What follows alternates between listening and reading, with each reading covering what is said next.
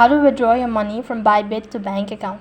Hi everyone, in this tutorial I'll be showing you the ways to withdraw money from your ByBit to bank account. So for that case, you just have to go ahead and open up your ByBit application and then log in into your account. When you're logged into your ByBit account, that is going to take you to the other field where you just have to go ahead and select the trade button.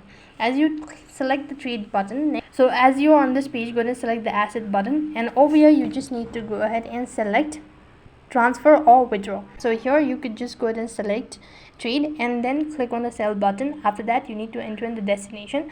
So as per the destination, you need to go ahead and enter in the bank account details and make sure to select the correct network type, and also select your currency and all of that, and enter in the exact amount, confirm the transaction, and you'll be notified that you've successfully withdrawn your money from ByBit to bank account. So that is how you can withdraw money from ByBit to bank account. That is all for this video. I hope the video was helpful.